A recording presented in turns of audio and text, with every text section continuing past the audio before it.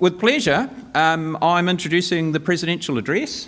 Our ex-president, yes, and farm system scientist based in Invermay, and David has been both fantastic in the executive, and I've known him through his working life and all the papers he's given, and great supporter of grasslands and a fantastic speaker at field days. So I'd like you to join me in welcoming David.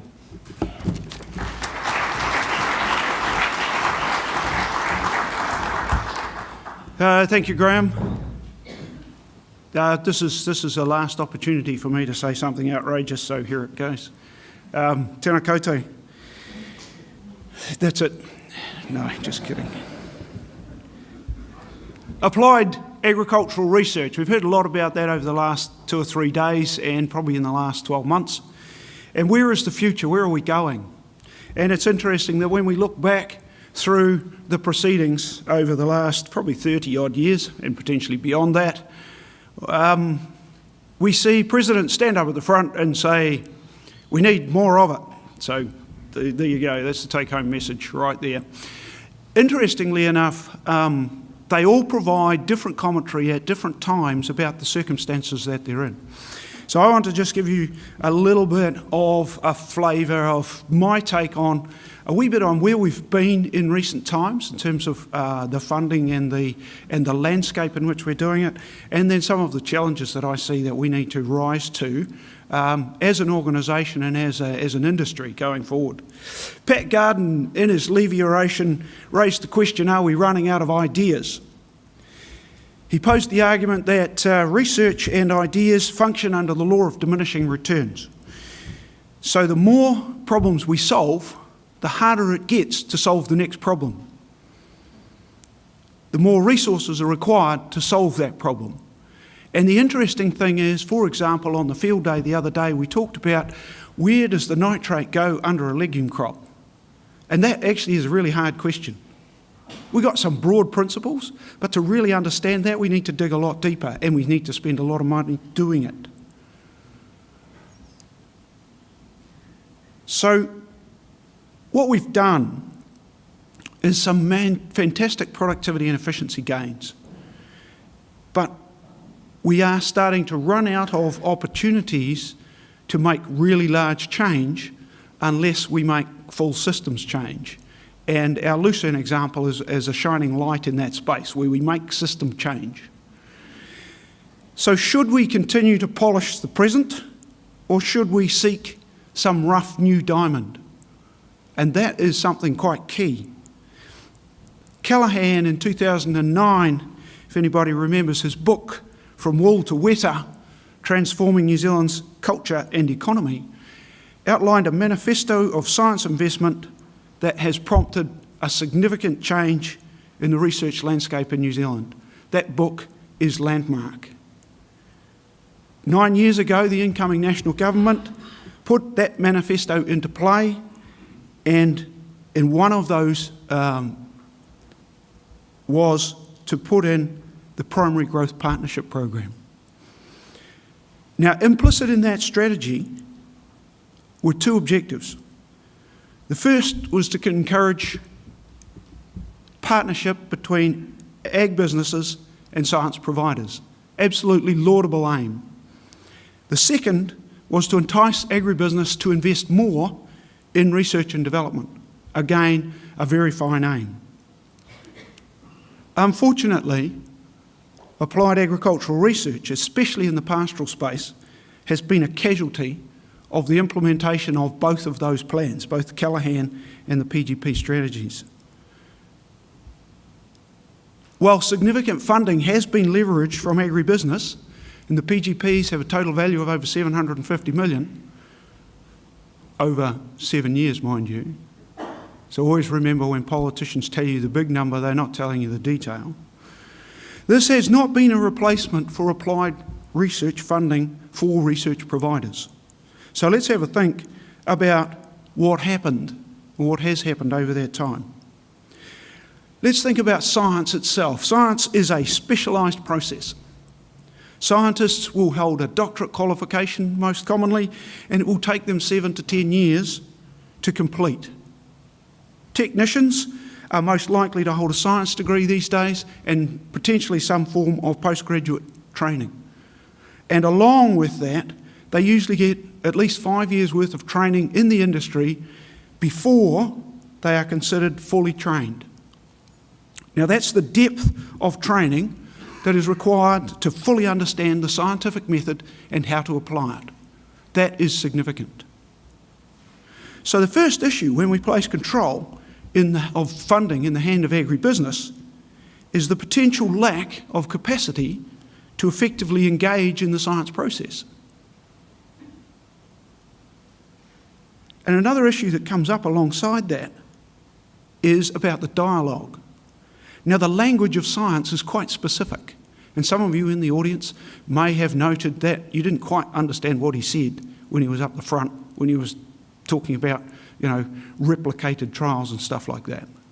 It is a complex process and it's a complex language. If the funders don't understand the language that the scientists are talking, then the dialogue becomes decidedly ineffective and disengagement occurs. Learning the language of science has actually been described as being as difficult as learning a language of another nation. So it's not surprising that communications will break down. Hand signals don't cut it when we're trying to talk real detail. Another point here is that the science community is actually a significant repository of knowledge. Having spent so long training and working in the space, they provide the opportunity to filter ideas. And so often we say, well, we need to be following what the stakeholder wants. Quite often we can say, that's already been done. So we just need to apply it. Look, go and look there. And again, that's what the New Zealand Grassland Association does. It provides that repository of what we've done before. So inside the funding bodies, that lack of knowledge can lead to reinventing the wheel. The saying that you don't know what you don't know is extremely important. And engaging with the science community helps avoid that trap. Now, some examples of where the PGP process really worked was actually where agribusiness understood the science process or took the time to understand that process. And so we have examples of that. We have the Ravensdowns, the Balancers and the Fonterras who actually have their own science processes, and therefore they understand and they know the talk. And so they have been able to engage effectively. But the real problem where it was less successful is where that language wasn't shared. Some other industries, there's another thought here, and we've talked about this a wee bit over the last couple of days as well, is about a sense of community. So where you had the wine industry, who actually had science sector as part of their broader community, then those conversations were easy to have, and the trust was there to capture the benefits of those new funding models. Another factor which emerged out of this last 9 years worth of experimentation in science funding, shall we say, was the attempt to do research with in-house resources. Again, if the expertise about the science process was lacking, then what happens is the focus of what the people talk about tends towards the familiar. They don't want to step into unknown territory. And finally, and this is very, really important, a significant portion of those funds did not go into innovation and science, but they went into marketing and extension. This wasn't the original intent of the funds, not when it first started, but it became a focus. Now that focus was decidedly real, and there were significant gaps. And so the opportunity to fill those gaps with money was important to the industries. So we can't deny that it was a choice that was made that provided them with something they needed. Now the gap in extension is actually probably one of the last hangovers of the imposition of Rogernomics. And we had Rob Gollum up here last night talking about the fact that he was employed by MAF. And he did also say something about being an old bugger, like myself. with that dismantling and reorganisation of ag support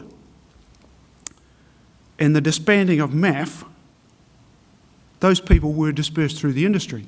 And that was a fine thing at the time. However, we haven't had a training program since of anything like that order of magnitude. And so, with our workers retiring in ever-increasing numbers, we've actually revealed a massive shortage in that space. And so within the PGP program, there has been a focus on trying to rebuild those networks and those skills, and rightly so. Unfortunately, that's at the expense of applied science. And then finally, in terms of identifying value chains as opportunities, this is something which we have talked about for years. My first report that I saw about in 1975 that said the way of the future is to add value to our product. How many of the people in this audience, put your hands up, have read a report like that over the last 50 years? Come on, hands up. Those of you who haven't, go and read one, they're quite entertaining. However, there has been little emphasis or funding put into that space, and when the companies were given the opportunity, they took it. And again, an entirely logical and rational decision. So that comes around full circle to Callaghan, who basically espoused the position that we need to add value, not production. And that's fair enough. We've all talked about it for a very long time. The companies were given money and they grabbed a hold of it. So what of applied research? There are two trends that have been evident inside that process. One is the balance of power. That has shifted away from government-owned entities such as CRIs and has gone into the hands of agribusiness through that process. Like I say, and then they do needs must. And they figure out how they can leverage what they need to do. This has been evidenced particularly strongly in the institutes such as AgResearch. And if you have a look in our annual reports, you will find that since the national government came into power, there has been a reduction in science staff from 650 down to 390. And that's in 9 years. That's kind of significant. And then when our stakeholders say, gee, you guys should be delivering more to us, we are going, with what? So whether that balance of power will remain may well depend on the outcome of the last election. And so with optimism, I look forward to the future. The second trend in all of this process, particularly in science funding, has been an extension of science to look at what I call gadgets, widgets, and value chains as our focus. Now, those trends don't preclude applied agricultural science, but provide a much more succinct target than production and efficiency generally that drove the last gains in the industry since the 1880s deregulation. So those foci should actually reinvigorate our applied science sector. That should be where we're looking. In fact, changes in the MB Endeavour Fund now encourage taking risks, and they encourage taking a long-term view. They want a 20-year time frame in the view that scientists have. Unfortunately, what we've seen in the near past are scientists, although they're thinking big, trying to fit everything into single programs. So we've had some very, very large programs bid to MB, and MB hasn't got that much money. It's all in the PGPs. It leads to overambitious projects that are usually too expensive. Now, this may be an artefact of the past 25 years where we haven't had the opportunity to have that vision, and we've looked at incremental predictive requirements that the funding agencies want, although it may just be due to the absolute optimism that lives in the science community. So where do we go from here? And that's the important thing.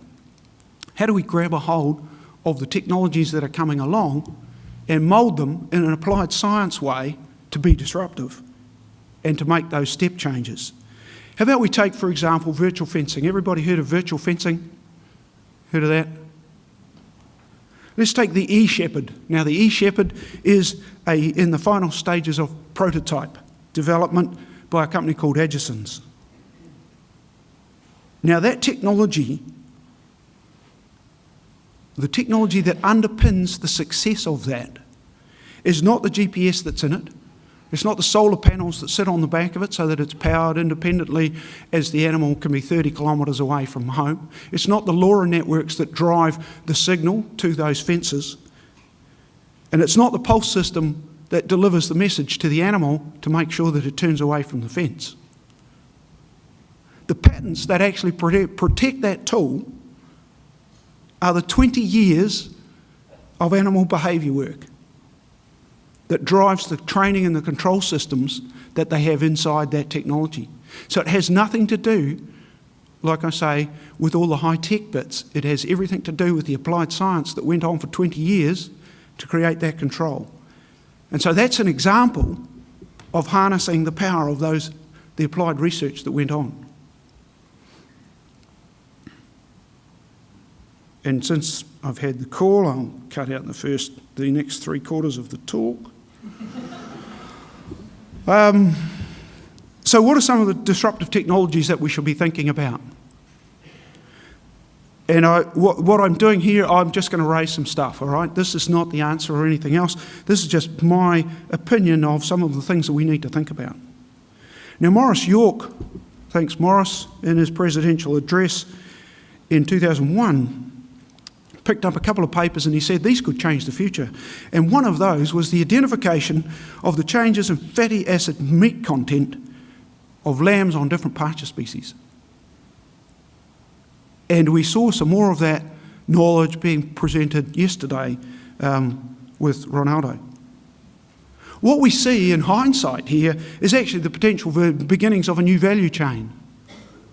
This product is pasture fed, it's high health, it has a high eating experience, and it fulfills the niche of some discerning consumer on the other side of the world to meet their taste, their ethical and their health needs. Now, 20 years later, we are actually seeing brands emerge based on that research. We see Beef EQ, we see the Omega lamb, we see Coastal Spring lamb, where we're starting to think about how we apply that research to the value chain.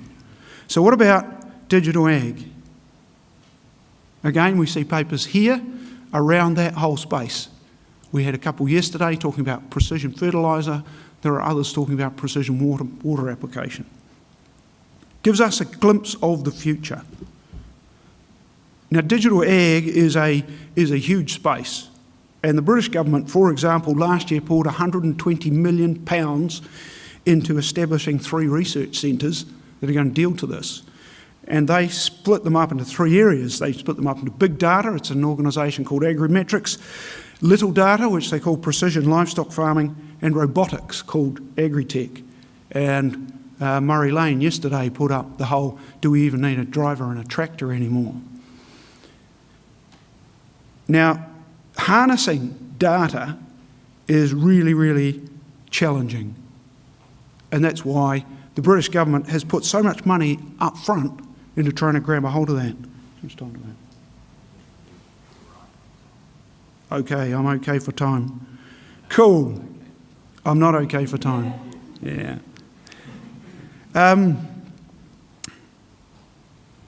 What the collection and use of vast amounts of data brings with it are new questions, not only about the collection itself, but about the validity of the data, about the management of the data and the storage of the data.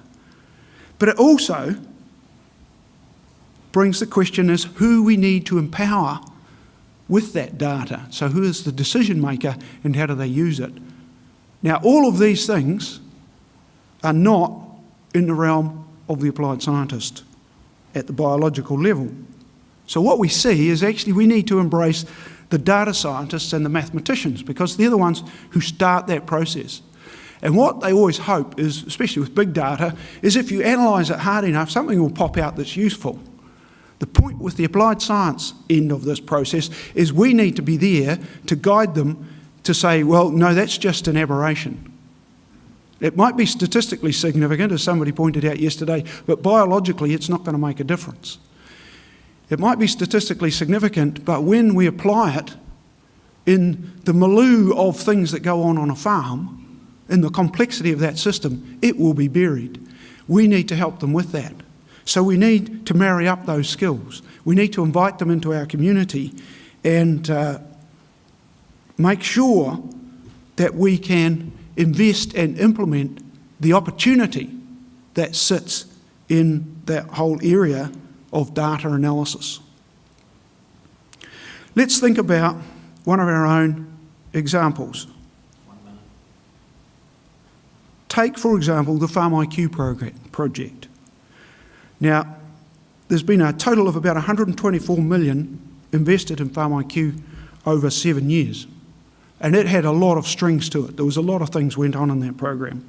The Farm IQ software that everybody knows provides the farmers with the opportunities to capture individual livestock records, paddock records, stock movements, health and safety, environmental planning. There's a whole raft of things that it does. The investment in this one part of that program has been rumoured, and I will just say rumoured, to be around about half of the total spend. So will this investment be recovered by commercialisation? Now that's quite open. I'm not going to pass judgment on that. But the consequence is the growing awareness that this type of software can bring and the power that it can bring to on-farm decision making. So our next generation of farmers will be looking at those tools and they will be making decisions based on those tools. And those tools are based on all of the applied science that we have done in the past. And so that's where we need to make sure that we look very hard at how we do that. We've seen hyperspectral analysis talked about in this, and again we go, is that ever going to make it over the line? The point is, when you are starting up a new technology, you have to invest very heavily in making that work.